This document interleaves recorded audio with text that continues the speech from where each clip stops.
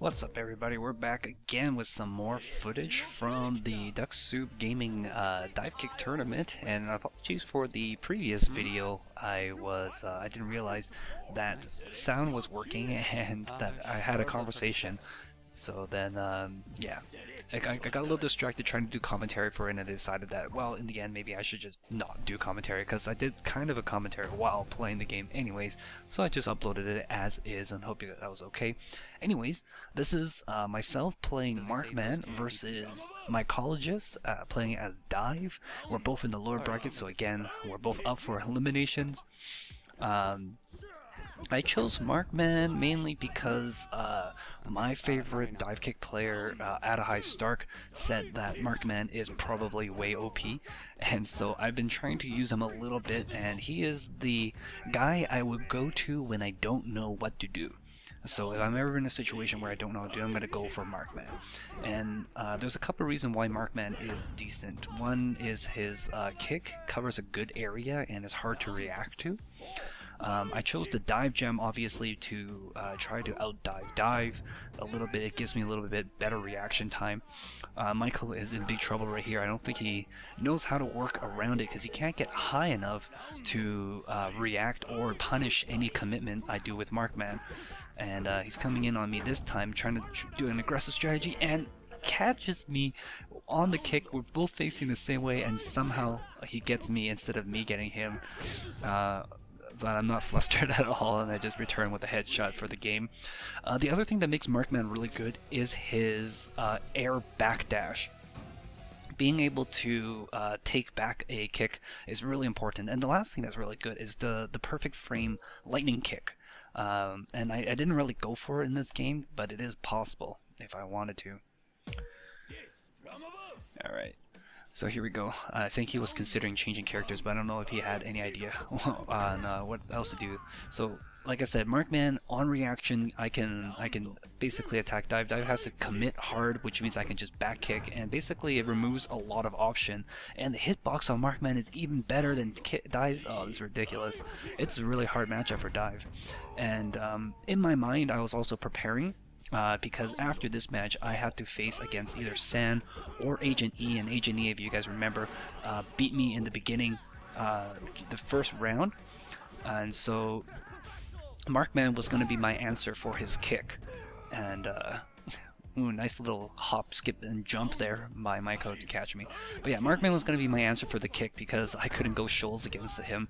And this time we're both facing the same way again, but I do catch him in the back, the small of the back, and give him a little bit of a spinal injury. And Dive trying to make an approach, but can't really get aggressive on Markman this way. And I think if you play a really patient Markman, you can really put the pressure on. See, me there going commit was a bad idea. He was so far away. I should have did a lower approach and then try to go for the height. And there you go, the air backdash for the win. And I didn't use it the entire match. I pulled it out there, and I think I tried it a couple times actually during the match, but the key presses didn't work. Can you imagine pressing keys, missing buttons in a 2-button fighter? Anyways, so San actually beat my enemy, or Agent E, so I didn't have to face the guy who beat me, and I instead get to face against a Shoals, which means I could play the Baz. And for a second there, I forgot which gem I wanted, but definitely I want the dive gem in order to get the height on Shoals. And yeah, Baz is my to-go guy now for dealing with Shoals, mainly because when I play Shoals, I have a hard time playing against the Baz. The Baz, you can't try to hit him in the head, because if you do, you'll land in the lightning. Instead, you have to predict where he goes, but just the way, like, the Baz has the right of postponement. He can make the decision when to go much later than any Shoals can.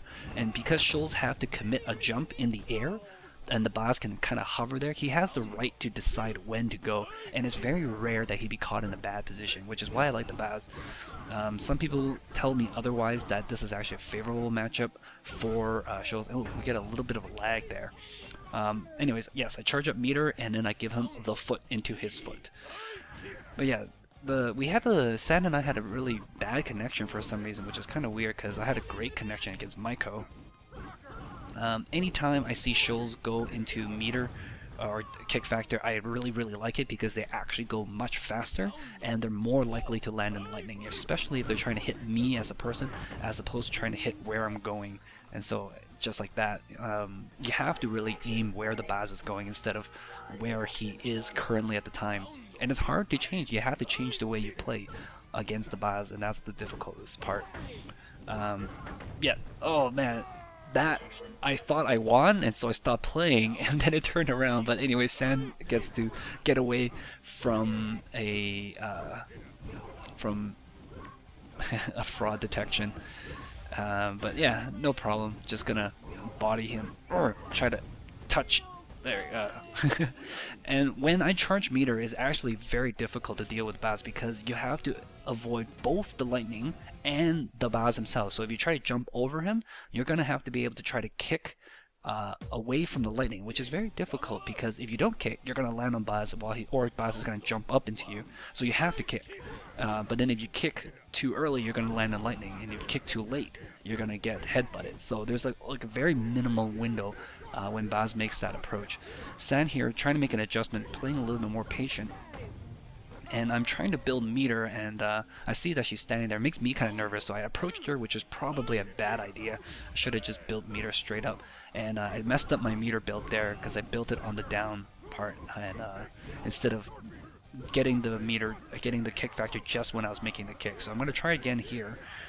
And I try to time it, and I messed up again. This time I go for the line for the 2 seconds, but I was jumping up as if I still had kick factor, but I definitely ran out way long.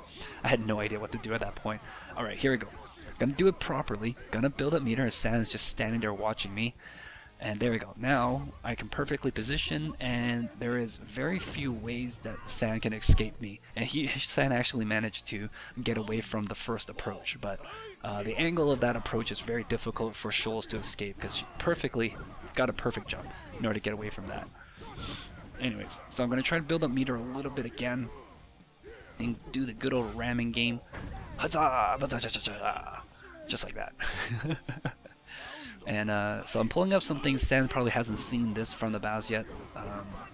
Just working the meter. Gonna have to make the approach. Doing a little patient and gets the headshot. Now, it's good for her that I lose the meter, but it's bad for her that she's faster than me, and right now she's trying to cascade the headshot, which means she might land in my lightning. There you go. Because, again, anytime Shoals goes faster than myself, there's a very high chance that she's going to land in lightning. She's about to get kick factor right here, which is, again, very dangerous, but I did a very bad jump in the very beginning, and I did not react in time to jump again and try to dash underneath her the way I wanted to do when she has meter. Contemplating building meter. Oh, getting way too close to her. I should have just backed the heck out of there. So San takes game 2, and my hands are shaking during this part of the game because I'm like, well, this is going to be close. She made very good adjustments, played a lot more patiently to deal with the Baz, and starting to figure out my strategy. But I still had a couple tricks up my sleeve.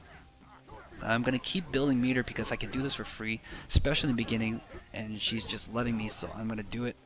Do a bit of an approach. Oh, I reacted way too late. She was already jumping into me when I decided I need to get out of there. I was too busy building meter.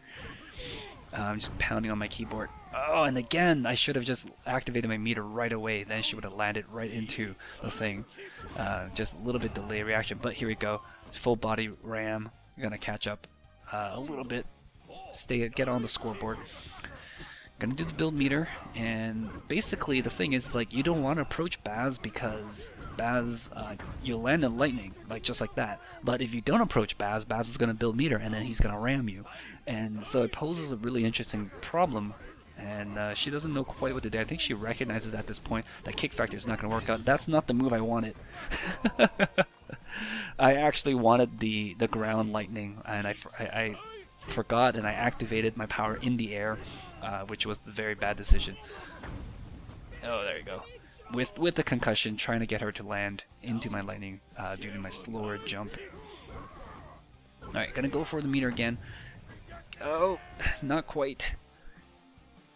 She's very close right now, and I am very scared at this point. I got the meter, and hello, new trick, lightning bolt from the sky. She's probably going, what? Didn't know that was in the cards, that was in the game. And suddenly I build up to my special, and she has to make the approach with that commit, and I take the game with that last lightning. That was actually very, very close call there. But yes, GG's to Sans. That was a very close game, and that was extremely fun. Next up, Charles.